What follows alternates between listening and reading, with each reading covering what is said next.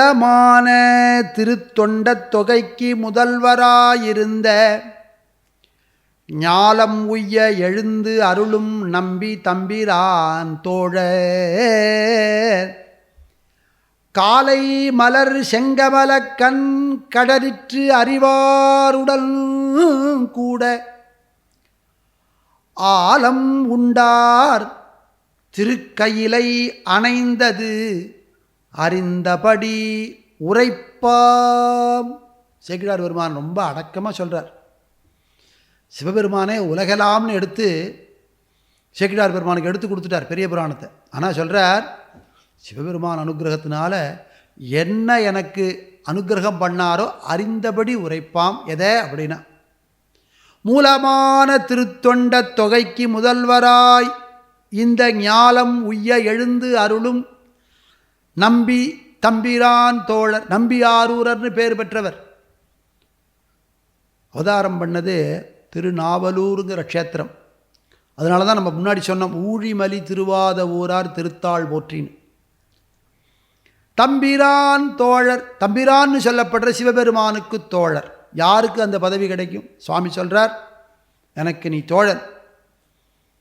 அன்னைக்கு கல்யாணத்தை அன்னைக்கு நீ எப்படி கோலத்தில் இருந்தியோ, ஒரு கல்யாணத்தை நிறுத்தி வச்சார் இல்லையா, ஒரு ஓலையை காட்டி நிறுத்தி வச்சார் கல்யாணத்தை. ஒரு கல்யாணத்தை நிறுத்தி வச்சு 2 கல்யாணம் பண்ணி வச்சார். அவர்கிட்ட சொல்கிறார், நீ என்றைக்கும் மாப்பிள்ளை போல் இருக்கணும். இன்றைக்கும் நீங்கள் ஆலயத்தில் போய் சுந்தரமூர்த்தி சுவாமிகளை பார்த்தேன்னா கழுத்தில் மாலை போட்டுருப்பார், கையில் ஒரு செண்டு வச்சுட்டுருப்பார். நம்ம காசி யாத்திரைக்கு போகிற மாதிரி ஒரு கையில் ஒரு கோலும் வச்சுன்னு நிற்பார். என்றைக்கும் மாப்பிள்ளை போல் பட்டு பீதாம்பரம் அணிந்து கொண்டு தலையில் ஒரு கிரீடம் சாத்திண்டு என்றைக்கும் மாப்பிள்ளை போல் இருக்கிறவர். அதனால் நம்பி ஆரூரர். அவர் யாருன்னா தம்பிரான் தோழர். அவர் களரிற்று அறிவார்னு சொல்லப்படுற சேரமான் பெருமாளோட சேர்ந்து கையிலை சென்ற விஷயத்தை உங்கள்கிட்ட சொல்ல போகிறேன்னு ஆரம்பிக்கிறார் இந்த வெள்ளானை சறுக்கத்தும் போது. இந்த களரிற்று அறிவார் யாருன்னா சேரமான் பெருமான். இல்லை களரிற்று அறிவார் நம்ம தமிழில் என்னமோ ஒரு வித்தியாசமான நேமாக இருக்கே, பேராக இருக்கேன்னு. களரிற்று அறிவார். கழல்னா திருவடிகளில் இருக்கிற சிலம்பு. இந்த சிலம்புடைய ஓசை கேட்கிறவர் அப்படின்னா இவர் சேரமான் பெருமாள்கிறேள். இவர் சேர நாட்டுக்கு ராஜா. இவருக்கு எப்படி சிலம்பு ஒலி கேட்டது அப்படின்னு நீங்கள் கேட்கலாம். சிலம்பு ஒலி அவருக்கு கேட்டதுங்கிறத பெரிய புராணத்தில் சொல்லியிருக்கார். ஒரு சமயம் சுந்தரமூர்த்தி சுவாமிகள் சிதம்பரத்தில் சபையில் நின்றுண்டு பதிகங்கள் பாடின்னு இருக்கார். அங்கே நர்த்தனமாட நடராஜ பெருமான் அந்த உகந்து கேட்டுருக்கார்.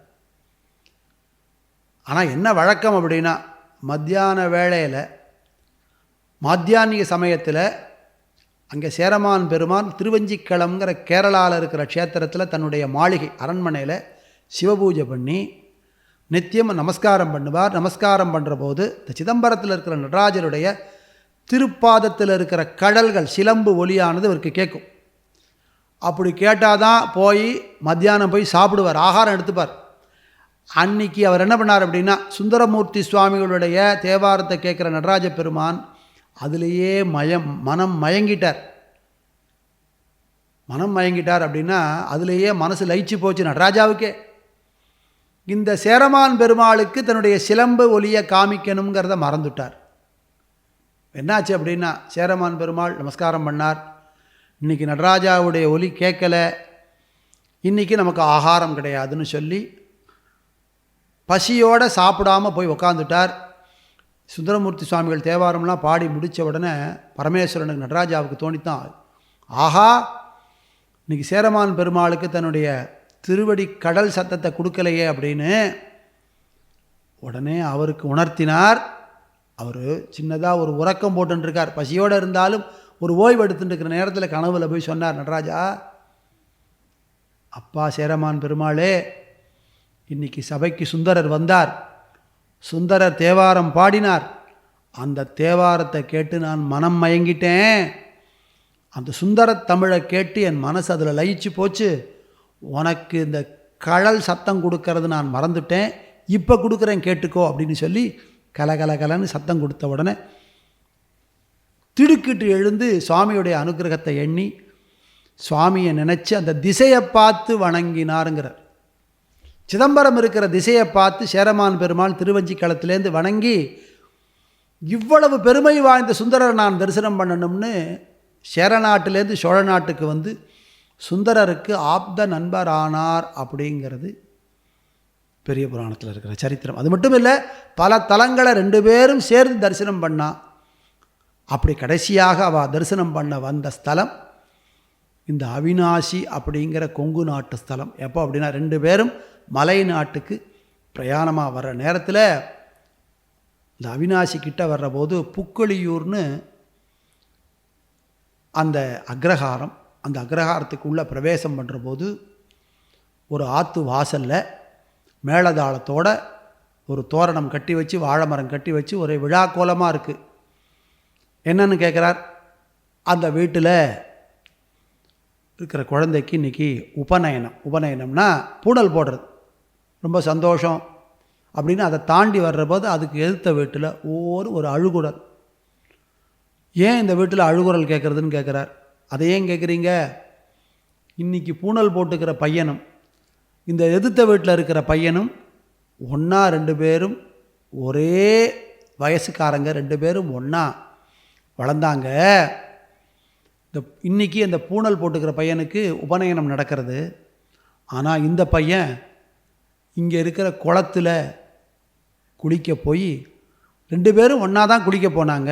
ஆனால் இந்த பையனை அங்கே இந்த குளத்தில் இருக்கிற முதல்ல விழுங்கிடுத்து. அதனால் அவன் இல்லைங்கிற அந்த துயரத்தினால அவங்க வீட்டில் ஒரே அழுகுறலாக இருக்குது. புத்திர சோகத்தில் அந்த பெற்றோர்கள் எல்லாரும் தவிச்சுன்னு இருக்கா இத்தனை காலமாக. ஒரு வீட்டில் சுபம் நடக்கிறது, இன்னொரு வீட்டில் அசுபத்துடைய அடையாளமாக அழுகுறல்.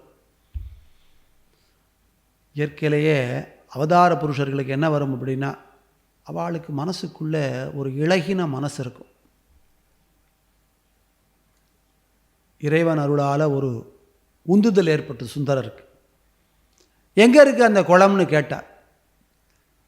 சுந்தரர் வந்திருக்கார், சேரமான் பெருமாளோடு வந்திருக்கார், அடியார்களோட வந்திருக்காருன்னு ஊரே திரண்டு வந்தது.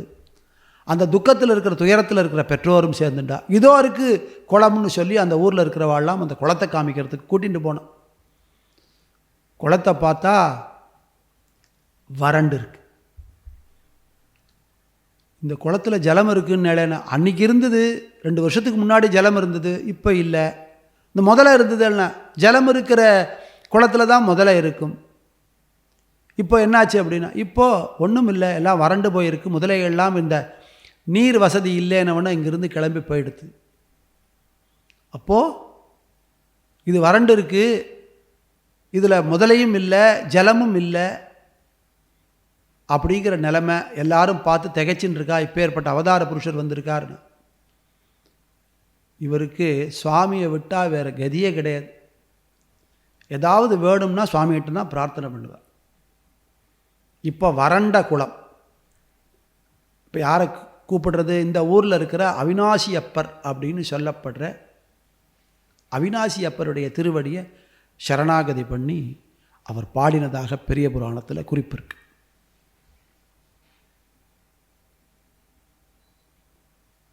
குளத்தங்கரையில் சுந்தரமூர்த்தி அந்த தம்பதிகளுக்கு என்ன சொன்னாருங்கிறத பெரிய புராணத்தில் பாடலாக சொல்கிறார். துன்பம் அகல முகம் மலர்ந்து தொழுவார் தம்மை முகம் நோக்கி இன்பம் ஐந்தல் தனை இழந்தீர் நீரோ என்ன எதிர்வணங்கி முன்பு புகுந்தது போனது அது முன்னே வணங்க முயல்கின்றேன் அன்பு பழுது ஆகாமல் எழுந்தருளப் பெற்றோம் எனத் தொழுதார். யாரை தொழுதார் அப்படின்னா, நீங்கள் வந்தது எங்களுக்கு பாக்கியம். நீங்கள் வந்ததுனால எனக்கு, உங்கள் அனுகிரகத்தினால எனக்கு எல்லாம் நன்மையாகவே முடியுங்கிற நம்பிக்கை இருக்கு. மைந்தன் தன்னை இழந்த துயர் மறந்து நான் வந்து அணைந்ததற்கே சிந்தை மகிழ்ந்தார் மறையோனும் மனைவி தானும் சிறுவனையான். இப்போ ஒரு சுவாமியுடைய அனுகிரகத்தினால ஒரு உத்வேகம் ஏற்பட்டது. இப்போ நான் சங்கல்பம் பண்ணி சொல்கிறேன். சிறுவனை யான் அந்த முதலையின் வாய் நின்றும் அழைத்து கொடுத்தே அவிநாசி எந்தை பெருமான் கழல் பணிவேன். இந்த முதல வாயிலிருந்து திருப்பி வர வைக்க போகிறேன். எதனால் அப்படின்னா, யாருடைய அருளால் அப்படின்னா, அவிநாசியில் இருக்கிற அவிநாசி அப்பருடைய அருளால். அவிநாசி எந்தை பெருமான் கழல் பணிவேன் என்றார் சென்றார் இடர்களைவார் என்று சொன்னார். சொன்னதோடு இல்லாமல் அந்த குளத்தங்கரைக்கு போனார். யார் அப்படின்னா, இடர் களையறவர். யாருடைய பதிகத்தை பாடினா நமக்கு இன்பம் மட்டுமே கிடைக்குமோ, துன்பமெல்லாம் களையுமோ, அப்படி இடர் களையும் சுந்தரமூர்த்தி சுவாமிகள் குளத்தங்கரைக்கு போனார். இவ்வாறு அருளி செய்து அருளி இவர்கள் புதல்வன் தனை கொடிய வெவ்வாய் முதலை விளங்கும் மடு எங்கே என்று கேட்டு, எங்கேன்னு கேட்டு போனாராம்.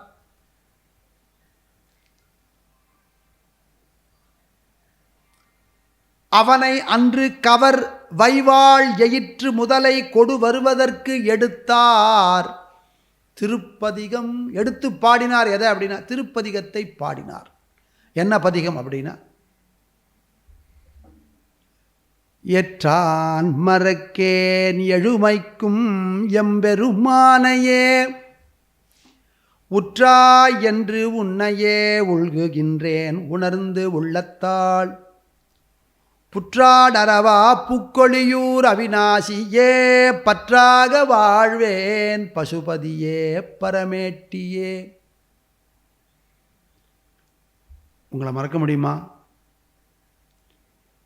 7 பிறப்புக்கும் உங்களையே நினச்சின்னு இருப்பேன். நான் உங்களையே நினச்சின்னு இருக்கேன். புற்றில் இருக்கிற பாம்பை தன் மேலே சூடின்ற புக்கொழியூருங்கிற க்ஷேத்திரத்தில் இருக்கிற அவிநாசி அப்பா, உன் திருவடிக்கே பற்றாக வாழ்வேன் பசுபதியே பரமேட்டியே. ஒருத்தட்ட போய் ஏதாவது ஒன்று கேட்கணும்னா அவரை முதல்ல ஸ்தோத்திரம் பண்ணணும். இவர் சுவாமிக்கு ஃப்ரெண்டு இல்லையா, அதனால் சொல்கிறார், அப்பா 7 பிறப்புக்கும் நீயே துணை, உன்னையே பிடிச்சிட்டு பற்றாக வாழ போகிறேன்ப்பா பரமேட்டியே பசுபதியே பரமேட்டியேன்னு சொல்லி பாடி, நான் இப்போ வந்ததுக்கு என்ன கேள்வி கேட்க போகிறேன்னு கேட்குறார் சுவாமி. நீ வந்திருக்கீங்க, என்கிட்ட என்ன கேட்க போகிற? உரைப்பார் உரை உகந்து உள்க வல்லார் தங்கள் உச்சியாய் அரைக்காடு அரவா ஆதியும் அந்தமும் ஆயினாய் புரைக்காடு சோலை புக்களியூர் அவிநாசியே கரைக்கால் முதலையை பிள்ளை தரச் சொல்லு காலனையே. உனக்கு என்ன வேணும்னு கேட்டார் சுவாமி இல்லையா? உடனே இவர் கேட்குறார் சுவாமிகிட்ட, யார் என்ன சொன்னாலும் அந்த சொன்ன ஸ்தோத்திரத்தை மனசுக்குள்ளே ரொம்ப சந்துஷ்டியாக ஏத்துண்டு, சந்தோஷமாக ஏத்துண்டு, அவளுடைய சிரசில் மேலே இருந்துண்டு அனுகிரகம் பண்ணுற, இடுப்பில் பாம்பை சூடின்ற எம்பெருமானே ஆதியும் அந்தமும் ஆயினாய் புக்குழியூருங்கிற க்ஷேத்திரத்தில் இருக்கிறவனே, கரையில் வந்து முதல்ல அந்த பிள்ளையை தரச்சொல்லு, திருப்பி தரச்சொல்லு காலனையே. இந்த பிள்ளைய முழுங்கினது முதல்ல, அந்த பிள்ளையோட உயிரை கொண்டு போனது யமன். யமன் வந்து உயிரை கொடுக்கணும், அந்த முதல்ல உடலை கொடுக்கணும். உடலும் உயிரும் ஒன்றாக சேர்ந்த அந்த புள்ள முதல்ல வாயிலேருந்து வரணும்.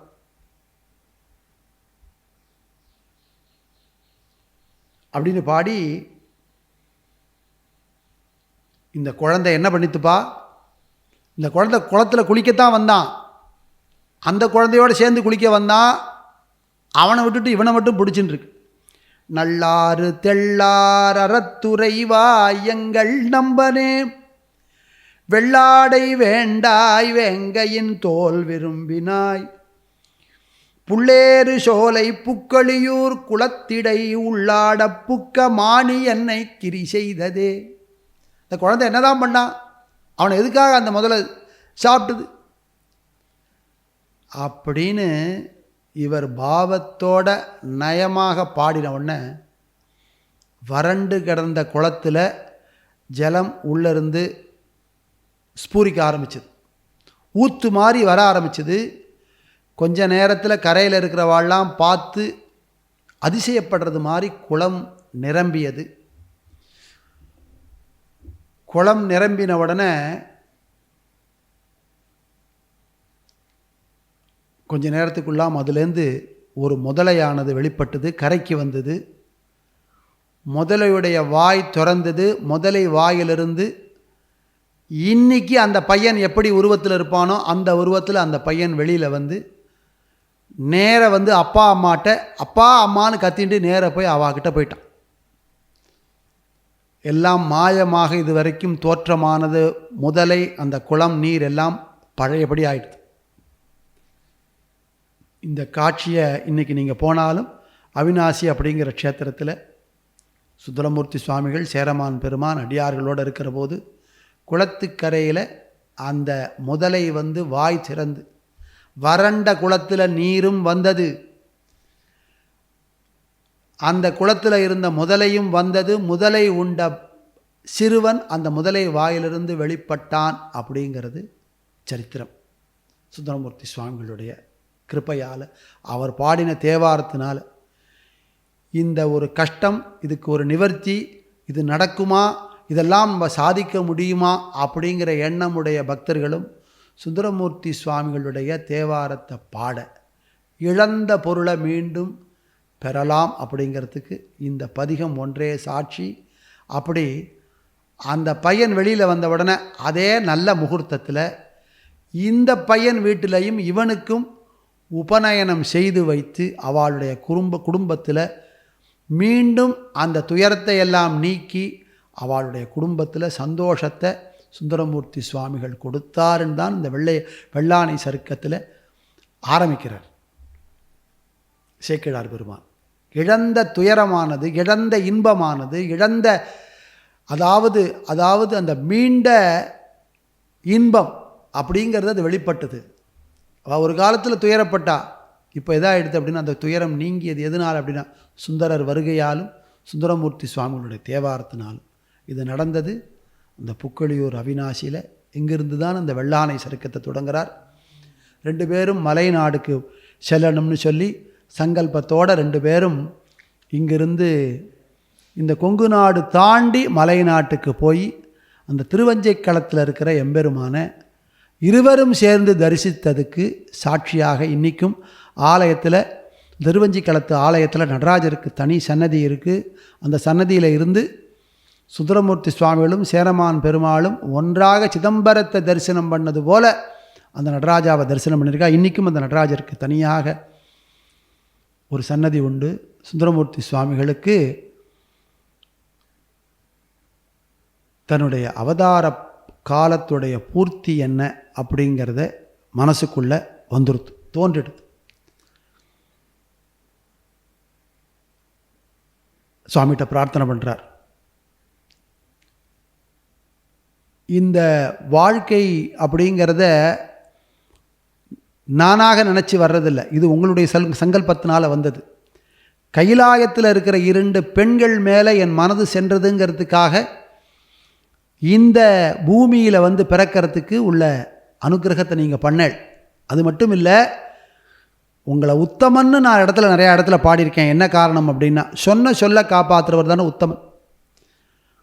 இந்த பூமியில் வந்து இந்த பிறவியில் ஆள்பட்டு மானுடனாக பிறந்து இறை சிந்தனை இல்லாமல் போயிடுவேனோன்னு நான் கவலைப்பட்ட போது நான் உன்னை தடுத்தாட்கொள்வேன்னு வந்து தடுத்தாட்கொண்டேன். ஒரே ஒரு ஓலையை காமிச்சு ஒரு கல்யாணத்தை நிறுத்தி வச்சு 2 கல்யாணம் பண்ணி வச்சு. அது மட்டும் இல்லை, எங்கெங்கெல்லாம் நான் சென்றேனோ அங்கெங்கெல்லாம் கூட வந்து எனக்கு என்னென்னலாம் தேவை உண்டதோ அத்தனையும் நீங்கள் கொடுத்து அனுகிரகம் பண்ணேள். இந்த பிறவியானது இந்த இடத்துல முடியணுங்கிறதும் உங்களுடைய சங்கல்பம். யார் சுந்தரமூர்த்தி சுவாமிகள்லாம் பரமேஸ்வரனுடைய சாயாமூர்த்தி. பரமேஸ்வரன் பார்வதி கல்யாணத்தும் போது தன்னை அலங்காரம் பண்ணிட்டு கண்ணாடியில் தன்னுடைய உருவத்தை பார்த்தார். அந்த உருவம் சுவாமிக்கே பிரமிப்பாக இருந்தது. அந்த உருவத்தை பார்த்து சுந்தரா இறங்கிவான்னார். அந்த உருவம் அப்படியே அந்த கண்ணாடியிலேருந்து இறங்கி வந்து பக்கத்தில் வணங்கி நின்னது. அது கையில் ஒரு விபூதி பொக்கணத்தை கையில் கொடுத்து இதை என்றைக்கும் வச்சுக்கோன்னு சொன்னார். அதை என்றைக்கும் வச்சுட்டு சுவாமி எப்பொழுதெல்லாம் திருநீரிட்டுக்கணும்னு நினைக்கிறாரோ அப்போல்லாம் சுந்தரமூர்த்தி சுவாமிகள் வந்து அந்த பொக்கணத்தை காமிப்பார். பொக்கணம்னா திருநீற்று அகல், அந்த அகல்லேருந்து அந்த திருநீரை எடுத்து சுவாமி பூசிப்பார். அப்படி ஒரு கைங்கரியம் சுந்தரமூர்த்தி சுவாமிகள் கைலாயத்தில் பரமேஸ்வரனுக்கு பண்ணியிருக்கார். அப்படி கைங்கரியம் பண்ணவருக்கு மானுட பிறவி வந்தபோது தடுத்தாட்கொண்டு அனுகிரகம் பண்ணேலே, இப்போ என்னுடைய பிறவி மானுட பிறவி முடியும் நேரம் வந்தாச்சு, எனக்கு அனுகிரகம் பண்ணணும்னு மனசில் தோணின உடனே சுவாமி கைலாயத்தில் நினைக்கிறார். இந்திரனை கூப்பிட்டு, இப்போ நீ ஒன்று செய்யணும், உன்னுடைய ஐராவதத்தை இங்கேருந்து அனுப்பு. நான் ஏற மாட்டேன் ஐராவதத்தில், ஆனால் என்னுடைய சுந்தரமூர்த்தி அங்கேருந்து ஏறி வருவான் அப்படின்னு சொல்ல, அந்த வஞ்சைக்களம் அப்படிங்கிற கோவிலுக்கு முன்னாடி இருக்கிற மேடையில், இன்றைக்கும் அந்த மேடை இருக்குது, அந்த மேடையில் யானை ஏறி மேடைனே பேர். அந்த மேடையில் 1000 தந்தங்களுடன் வெள்ளை யானை காத்திருக்க சுந்தரமூர்த்தி சுவாமிகள் அதில் ஏறி அப்படியே கைலாயத்துக்கு கிளம்பிட்டார். எப்படி கிளம்புறார் அப்படின்னா பாடிண்டே கிளம்புறார். தானென முன் படைத்தான் அது தன் பொன்னடிக்கே நானென பாடலந்தோ நாயினேனை பொருட்படுத்து வானெனே வந்தெதிர்கொள்ள மத்த யானை அருள் புரிந்து ஊன் உயிர் வேறு செய்தான் நொடித்தான் மலை உத்தமனே. நொடித்தான் மலை அப்படின்னு சொன்னால், நொடித்தான் அப்படின்னா ஒருத்தன் எடுத்த மலை. கைலாயத்தை ராவணேஸ்வரன் கையால் எடுத்தான் இல்லையா, அதனால் கைலாயம்ங்கிறது சொல்கிறதுக்கு பதிலாக நொடித்தான் மலைன்னு சொல்லி பாடி, தானென முன்படைத்தான்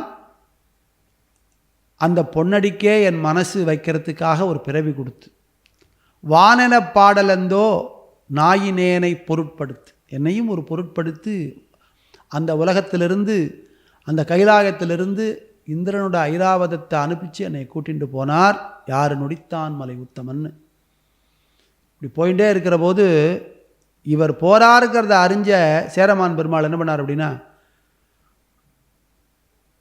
இவருக்கு பின்னாடி குதிரையில் வந்து தானும் போகணும்னு பார்க்குறார். அந்த நேரம் பார்த்தா என்ன நடக்கிறது அப்படின்னா, இந்த குதிரைனா பூமியில் தானே பாயும், அது வானத்தில் பாயறதுக்கு என்ன அப்படின்னா சுந்தரமூர்த்தி சுவாமிகளை பிரார்த்தனை பண்ணுறார். சுந்தரமூர்த்தி சுவாமிகள் அந்த குதிரையினுடைய காதில் பஞ்சாட்சர மந்திரத்தை ஓதுன்னு சொல்கிறார்.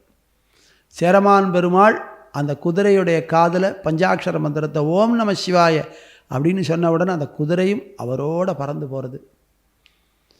இவா 2 பேரும் சுந்தரரும் சேரமானும் ஒருத்தர் யானையிலையும் ஒருத்தர் குதிரையிலையும் அப்படி பறந்துட்டே போயின்னு இருக்கா கைலாயத்தை நோக்கி. இந்த காட்சியை இந்த திருக்கோவிலூருங்கிற ஊரில் பிள்ளையாருக்கு பூஜை பண்ணிகிட்டே இருக்கிற அவை பாட்டி அவளுக்கு ஞான திருஷ்டியில் தெரியறது. இவா 2 பேரும் அங்கே வரானா நானும் அங்கே போகணுமே அப்படின்னு சொல்லி பிள்ளையாருக்கு கிடுகிடுன்னு பூஜை பண்ணுறா. பிள்ளையார் சொல்கிறார், ஏன் அவசரப்படுற, அவளுக்கு முன்னாடி நீ போயிடலாம், பாட்டிம்மா கவலைப்படாத, முள்ள பூஜை பண்ணுன்னு. அவள் இந்த விநாயகரை அவளை பாடி சீத கலப செந்தாமரைப்பும் பாத சிலம்பும் பல இசை பாடி பொன்னரை ஞானும் பூந்துகிலாடையும் வண்ணமருங்கில் வளர்ந்தடக் கெழிப்ப பேழை வயிறும் பெரும்பாரக்கோடும் வேழமுகமும் விலங்கு சிந்தூரமும் 5 கரமும் அங்குசபாசமும் நெஞ்சிற்குடிகொண்ட நீலமேனியும் 4 வாயும் 4 புயமும் 3 கண்ணும் முதச்சுவடும் 2 செவியும் இலங்கு பொன்முடியும் திரண்ட முப்புரி நூல் திகழொளி மார்பும் சொற்பதங்கடந்த துரிய மெய்ஞான அற்புதம் நின்ற கற்பகக் களிரே அப்படின்னு தொடர்ந்து பாடி பூஜையெல்லாம் முடித்த உடனே இந்த சுந்தரரும் சேரமான் பெருமாளும் ஐராவதத்திலையும் குதிரையிலையும் சென்று கைலாயத்தை அடையிறதுக்கு முன்னாடியே இந்த பாட்டியம்மாவத்தனுடைய துதிக்கியால் தூக்கி அந்த மகாகணபதி இந்த திருக்கோவிலூர்லேருந்து கைலாயத்து வாசலில் வச்சுட்டார். அதனால் இந்த ஆடி சுவாதி அன்னைக்கு சுந்தரரும் சேரமான் மட்டும் கைலாயத்துக்கு போல, இந்த விநாயகர் அகவலும் பிறந்த நாள் இன்றைக்கி ஜெயந்தி, விநாயகர் அகவலுக்கு ஜெயந்தி. அப்படி 2 பேரும் கைலாயத்தை அடைந்த போது அந்த பாட்டியம்மா நின்றுண்டு வரவேற்கிறாளா 2 பேரையும். அப்படி பிள்ளையாருடைய அனுகிரகத்தினால கைலாயத்துக்கு முதல்லையே போயிட்டா பாட்டியம்மா. அது மட்டும் போனது மட்டும் இல்லை, அங்கே போன உடனே சுந்தரர் தானே வர சொன்னேன், சேரமான் பெருமாளை வர சொல்லையே அப்படின்னா, சேரமான் பெருமாளுக்கு சுந்தரமூர்த்தி சுவாமிகளுடைய பக்தர் தோழருங்கிறதுனால கைலாயத்தில் உள்ளே போகிறதுக்கு அனுமதி. அது மட்டும் இல்லை, பரமேஸ்வரன் சொன்னாராம், சேரமானே நீங்கள் பூலோகத்தில் எல்லாம் பாடினேல், அந்த பாடலை எல்லாம் இங்கே பாடணும்னு சொல்ல அங்கே திருக்கைலாய உலா அப்படிங்கிறத சேரமான் பெருமான் பாட சிவபெருமான் கேட்டு அதையெல்லாம் ஏட்டில் எழுத வச்சு அங்கே இருக்கிற சாஸ்தா மூலமாக பூமியில் அந்த திருக்கைலாய உலாவை பிரகடனப்படுத்தினார். அதுவும் இந்த ஆடி சுவாதியில் தான் நடந்தது. அப்படி ஆடி சுவாதிக்கு பெரிய மகத்துவம். சுந்தரமூர்த்தி சுவாமிகளும் சேரமான் பெருமாளும் கைலாயத்தை அடைந்தது, அவ்வை பாட்டி விநாயக ரகுவல் பாடினது, சேரமான் பெருமாளுடைய கைலாய உலா சாஸ்தா மூலமாக பூமிக்கு வந்தது, இதெல்லாம் நடந்தது இந்த சந்தர்ப்பத்தில் தான். அப்படிங்கிறதுனால இதுக்கு ஒரு பெரிய ஒரு 4 புனித நதிகள் ஒன்றா சேர்ந்தால் சங்கமம்னு சொல்லுவாள். அதுபோல் அடியாருடைய சரித்திரத்தில் ஒரு ருச்சிகரமான ஆனந்தமான விஷயங்கள்லாம் சேர்ற ஆடி சுவாதியும் போது சுந்தரமூர்த்தி சுவாமிகளையும் சேரமான் பெருமாளையும் அவ்வை பாட்டியையும் சாஸ்தாவையும் பரமேஸ்வரனையும் புக்குளியூர் அவினாசியில் இருக்கிற எம்பெருமானுடைய பெருமையும் எடுத்து பேசுகிறதுக்கு உள்ள பெரிய பாக்கியத்தை நம்மளுடைய ஆன்மீக சாரல் நம்மளுடைய யூடியூப் சேனலானது நமக்கு பெரிய பாக்கியம். நமக்கு இங்கே வந்து செய்கிறதுக்கு இதுபோல் சத்சங்கங்கள் நமக்கு நிறையா கிடைக்கணும்னு பிரார்த்தனை பண்ணிட்டு, உலகெல்லாம் உணர்ந்து ஓதற்கரியவன் நிலவுலாவிய நீர்மலிவேணியன் அலகில் சோதியன் அம்பலத்தாடுவான் மலர் சிலம்படி வாழ்த்தி வணங்குவாம். திருச்சிற்றம்பலம்.